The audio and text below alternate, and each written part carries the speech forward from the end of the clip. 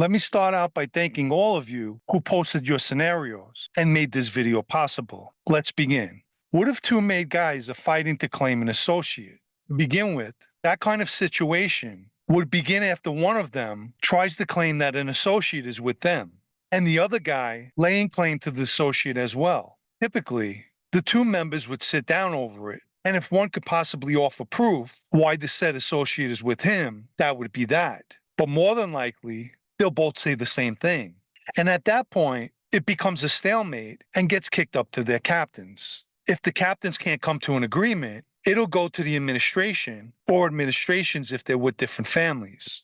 If the West Side or the Gambinos wanted to take Joe C., do you think Mancuso would have the power to stop them? And would he have the right to do so after how he acted with the brawl? For starters, this person's speaking about Joe Camarano, the former acting Banana boss, who was put on the shelf by Mikey Nose. And the brawl he's referring to is when Mikey Nose sent three Bananos to assault Joe at his father-in-law's wake. Or shall we say, they japped Joe. And friends of Joe and his brothers wiped the funeral parlor floor with those three Bananos. Now that we got the background out of the way, another family cannot take Joe C. Joe was a Banano and will always remain a Banano, whether on the shelf or not.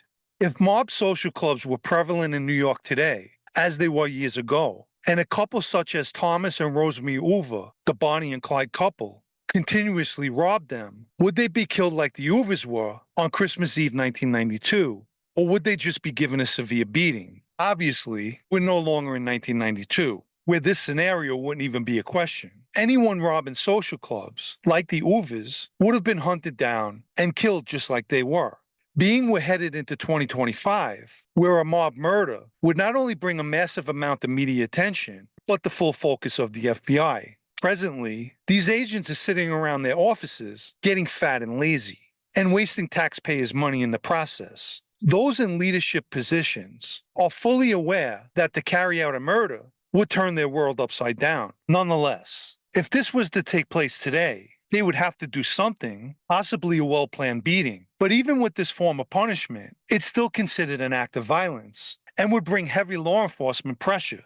We live in a world now that is no longer tolerating the ways of the mafia. New York is not under the mob's control anymore, as it was in the past. My response for the following scenario will be along these same lines. If the Lucchese's were to go to war with one of the five families, what would spark it, and what would it look like in this day and age?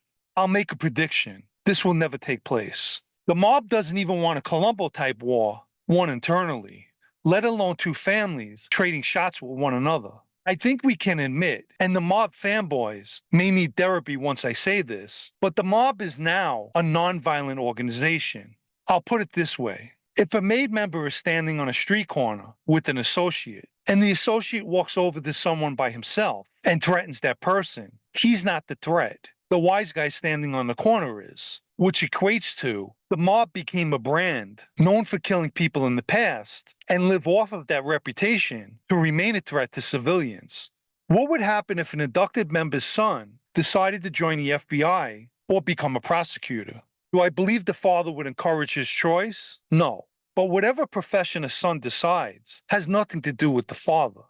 If two wise guys from different families own a successful drywall business, both using their connections to enhance the business, and one partner has a son who's also an associate helping run that business, and the father passes away, the son wants to maintain his father's interest, but the partner wants the business all to himself. What happens? I'm sure the father's family would step in to protect his interest, which would now also become their interest as well. If Vicamuso and Gaspipe were never options for the Lucchese administration, do you think Buddy Luongo would be the boss, Neil Migliori as his underboss, Mike Salerno as the consigliere, and Anthony DeLappy as the captain of Luongo's old crew?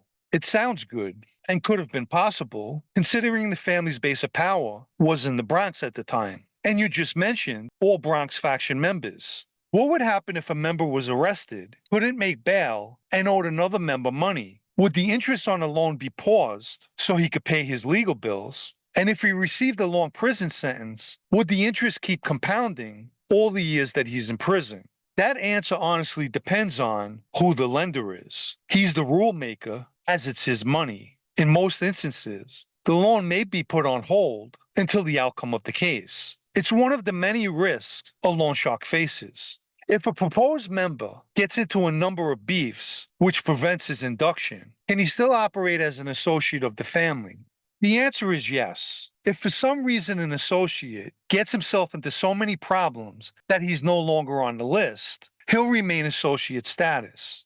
When Tony Ducks was convicted, if Paulie Vario wasn't indicted or in prison, would he be a contender for the boss position? I believe that's an accurate assumption. Vario had a large crew and was a big earner, and it's possible Tony Ducks may have considered him. The only hiccup in that equation is Vario represented the Brooklyn faction, hence the reason Luongo was picked to be Corralo's successor.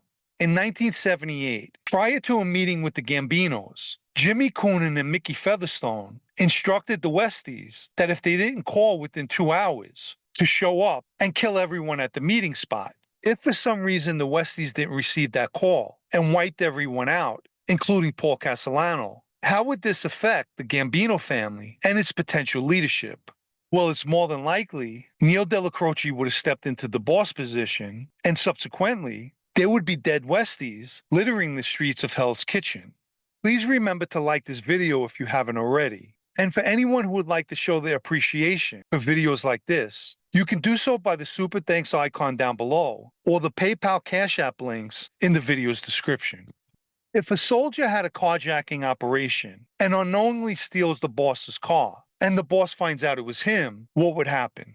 I believe this person means a stolen car ring. Carjacking is stealing a car and removing the driver in the process. Anyway, in either case, it wouldn't be a good situation. Depending on the time period the scenario took place, that member more than likely would be killed over the disrespect and the insult. And for the last scenario, if Tony Ducks decided to remain the official Lucchese boss after his conviction and created a ruling panel consisting of Amuso, Luongo, and Migliori, would this have stopped Casso's murders? And how long before Corralo realized Amuso wasn't boss material?